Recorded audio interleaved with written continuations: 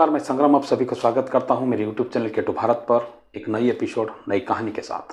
कोलकाता भारत का पुराना राजधानी और विश्व के 10 सबसे बड़े शहरों में शामिल था। फिर ऐसा क्या हो गया?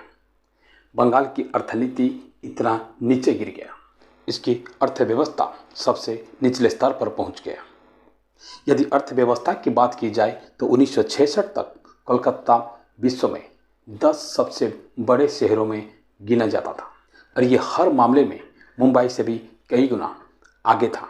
लेकिन 1967 में पहली बार था जब कांग्रेस जीत तो गई लेकिन 14 सीटों से बहुमत नहीं पा सकी।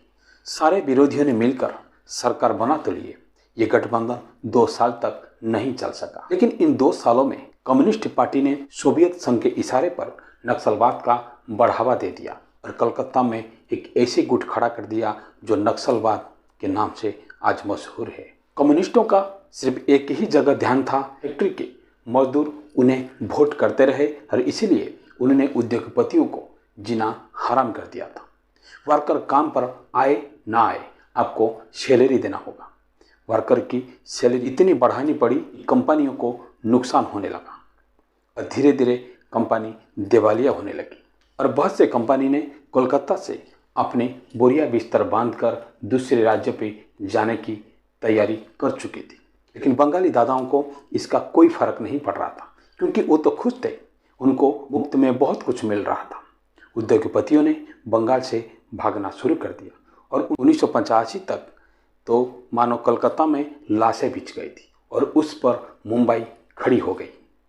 जो कुछ बंगाल का था वो अब महाराष्ट्र का होता गया। बिरला ग्रुप, जिंदल स्टील, टाटा सभी ऐसे बहुत बड़े छोटे कंपनियों ने भी अपना सामान बांधकर मुंबई आ पहुंचे। उस समय की महाराष्ट्र की सरकार ने उन्हें दिल से स्वागत किया। 21वीं सदी का आरंभ होते होते लाश बन चुकी कोलकाता का अस्थि विसर्जन भी हो गया।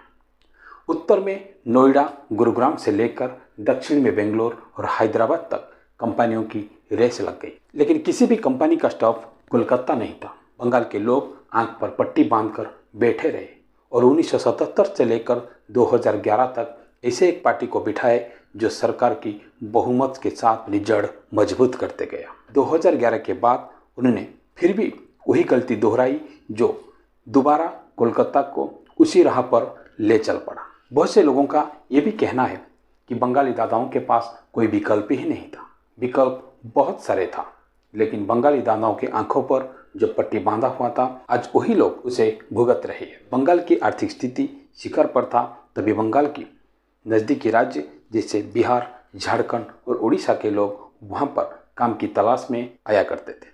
जब बंगाल के कंपनियों ने अपनी शिफ्टिंग शुरू की तभी इन राज्यों ने उनके ऊपर नज़र नहीं दिया, जबकि उन्होंने इतने दूर महाराष्ट्र, आंध्र प्रदेश और बेंगलुरु जैसे शहर में बसने लगे और इन राज्यों ने आज तक भी मजदूर ही पैदा करते गए, जैसे कि बिहार, झारखंड, बंगाल, उड़ीसा और यूपी जैसे राज्यों ने आज तक इसकी तलाश, इसकी विकल्प की चिंता ना करते हुए आज भी बाहर राज्यों को मजदूर भेजते रहे। इस राज्यों के युवाओं ने पढ़े लिखे होकर भी आज बाहर राज्यों में अपने परिवार को छोड़कर काम करने पर मजबूर है। इसकी विकल्प की सोच जनता के हाथ में है। इस राज्य ने गरीबी रेखा के नीचे जाने के लिए इस राज्य की जनता पूरी तरह से उत्तरदायी है। आपको सूचित करना हमारा कर्तव्य था, आगे विचार आपके हाथ में है। आज की कहानी में इतना ही, फिर मिलेंगे एक नई कहानी के साथ। तब तक के लिए विदाई लेते, नमस्कार।